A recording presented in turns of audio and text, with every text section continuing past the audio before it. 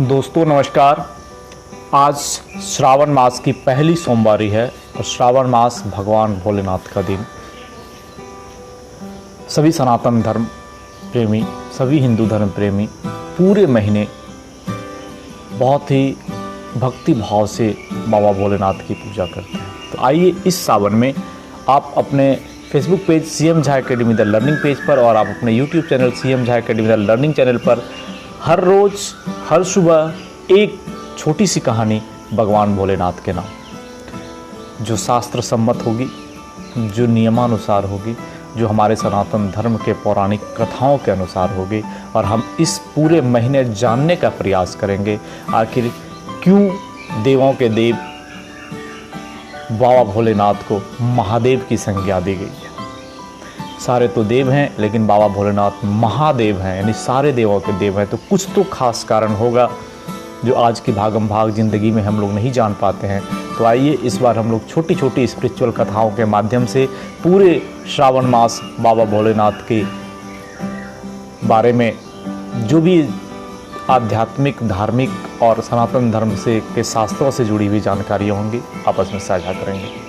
तो जुड़े रहिए आप हमारे अपने Facebook page CM Jha academy the learning page पर और हमारे YouTube channel CM Jha academy the learning channel पर पूरे श्रावण मास जानने के लिए बाबा भोलेनाथ के बारे में जो शास्त्र सम्मत है, सनातन धर्म के अनुसार है।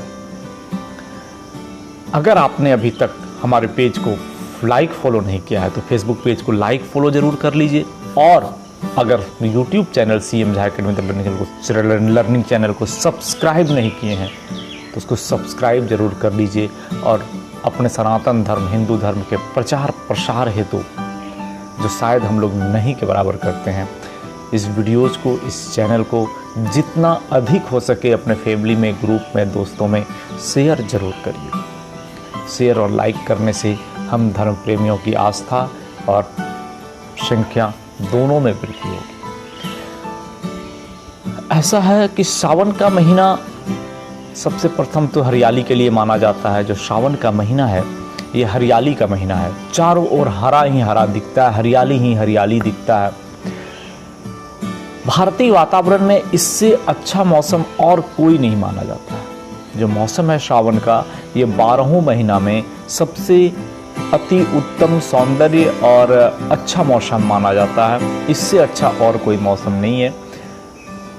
जुलाई आखिर या अगस्त में ये मौसम लगभग हर साल आते हैं। इस मौसम में ना तो अधिक बहुत गर्मी होती है, ना ही बहुत ज़्यादा सर्दी होती है। वातावरण बिल्कुल हिल स्टेशन सा रहता है। परंतु अपने आध्यात्मिक माहौल के कारण, जो एक आध्यात्मिक माहौल है, जो एक भक्ति माहौल है, इसके कारण भी श्रावण मास का हमारे हिंदू धर्म में, हमारे सनातन धर्म में एक बहुत महत्वपूर्ण स्थान रखता है। श्रावण का महीना पूरी तरह भगवान भोले को समर्पित है, पूरी तरह। इस पूरे महीने में जितने भी हिंदू धर्म के पर्व त्यौहार जो भी हैं, चाहे हरियाली तीज आएगी, पुत्रदा एकादशी आएगी, जो भी आएगी इसी सावन महीने में इस बार आने वाला है, सब के सब भगवान भोलेनाथ को ही समर्पित रहता है। तो भगवान भोलेनाथ की इस विधि पूर्वक अगर आराधना हम लोग करते हैं तो मनुष्य को सारे शुभ फल की प्राप्ति होती है। इस महीने में भगवान भोले का रुद्राभिषेक का भी बहुत ही खास महत्व है। खास करके सोमवार के दिन, जो श्रावण की सोमवारी है, उस दिन अगर हम भोलेनाथ के रुद्राभिषेक करते हैं या रुद्राभिषेक करने का सौभाग्य प्राप्त होता है तो एक यज्ञ की पुण्य फल के बराबर फल मिलता है। ऐसे तो बहुत सारी दंत कथाएं हैं, किंवदंतियां हैं, बहुत सारी कहानियां हैं, लेकिन शास्त्रों के अनुसार आखिर श्रावण मास को ही बाबा भोलेनाथ की महीना क्यों दिया गया, क्यों श्रावण मास में ही बाबा भोलेनाथ की हम लोग पूजा करते हैं, इसके पीछे 2-3 पौराणिक कथाएं हैं जो पुराणों में शास्त्र सम्मत नियम के अनुसार कहा गया है। एक कथा ये भी है कि जब सनत कुमार ने भगवान शिव से श्रावण महीना प्रिय होने का कारण पूछा था, सनत कुमार ऋषि मुनि थे, उन्होंने भगवान शिव से पूछा था, हे भोलेनाथ मुझे ये बताइए कि आपको श्रावण महीना ही प्रिय क्यों है। और कोई महीना क्यों नहीं चुना आपने अपनी विशेष पूजा के लिए?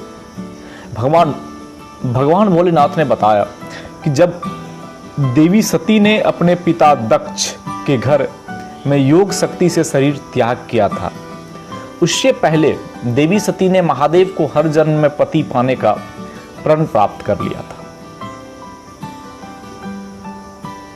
अपने दूसरे जन्म में भी देवी सती ने मां पार्वती के रूप में हिमाचल और रानी मैना के घर में जन्म लिया।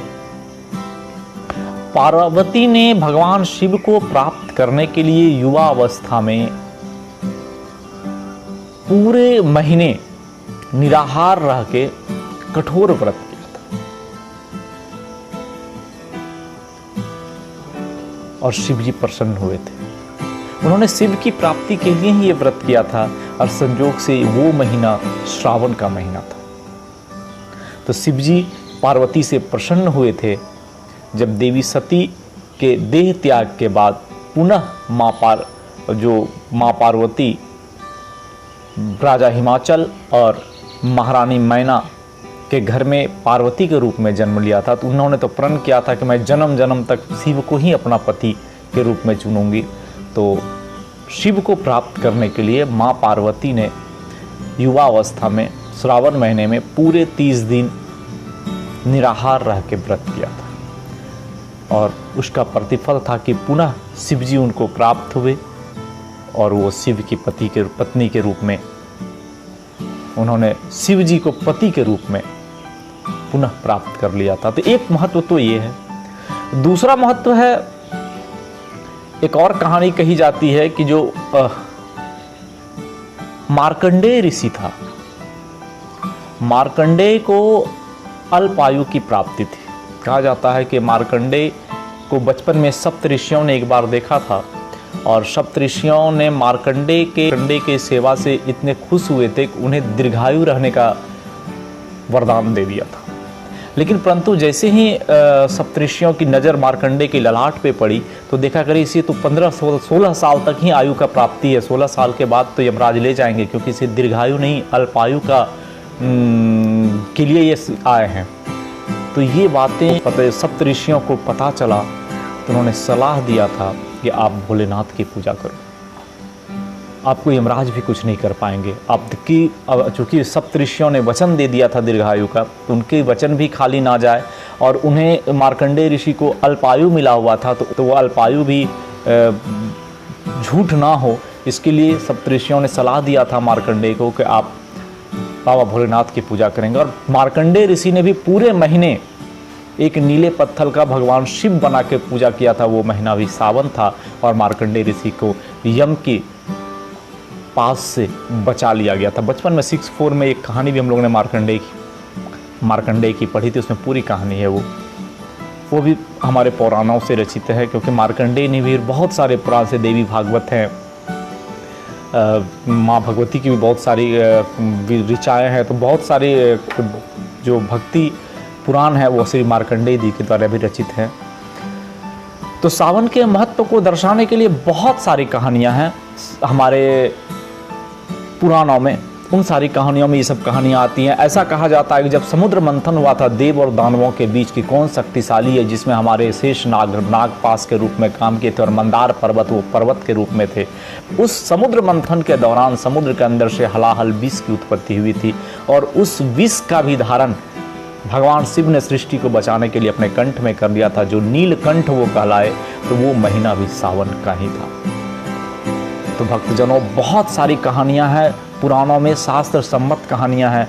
इन सारी कहानियों को कहें तो बहुत लंबी लिस्ट हो जाएगी।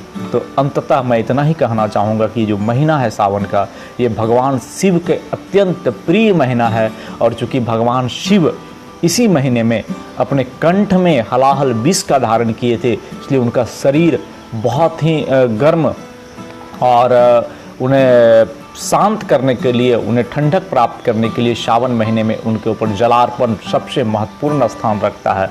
जो हमारे दो सबसे महत्वपूर्ण देव हैं, एक बाबा बैद्यनाथ, दूसरे बाबा बासुकीनाथ। दोनों जगह पे इस सावन महीने में पूरे महीने लाखों लाख की संख्या में, प्रतिदिन की आंकड़ा है कि 2 लाख से 3 लाख, यानी पूरे महीने में लगभग 1 करोड़ व्यक्तियों के द्वारा जलार्पण किया जाता है। तो ये परंपरा चली आ रही है रामायण काल से, जब सर्वप्रथम जो किंवदंतियाँ हैं कि सर्वप्रथम भगवान राम ने सुल्तानगंज से जो हमारे उत्तरायण गंगा है वहाँ से जल लेकर पैदल हमारे बाबा बैद्यनाथ तक आए थे और शिव जी पे जलार्पण किया था। ये भी सबसे बड़ी बातें हैं कि श्रावण महीने में जहर का प्रभाव कम करने के लिए भी बाबा भोलेनाथ पे जलार्पण किया जाता है। इन सारी कथाओं से ये सत्य साबित होती है कि जब जब विपदाएं पड़ी, जब जब मुश्किल में पड़े, चाहे देव हो, दानव हो, मानव हो, वो भगवान भोलेनाथ की शरण में गए। और भगवान भोलेनाथ की तपस्या इतनी ही शक्तिशाली है कि अगर वो प्रसन्न हो गए तो आपको हर तन मन धन से अक्षय वर की प्राप्ति हो सकती है। शायद आपको हमारी आज की ये एपिसोड अच्छी लगी होगी। अगर अच्छा लगा होगा तो आप शेयर करें, लाइक करें और सब्सक्राइब करना ना भूलें हमारे YouTube चैनल को। हम हर रोज़ हर सुबह भोलेनाथ की एक पौराणिक और शास्त्रिक कथाएं पूरे श्रावण आपको बताएंगे। धन्यवाद। फिर मिलते हैं कल एक और छोटी सी कहानी लेके बाबा भोलेनाथ के बारे में। तब तक विदा दीजिए आप अपने दोस्त इंजीनियर श्रीम झा को। जय भोलेनाथ, जय शिव।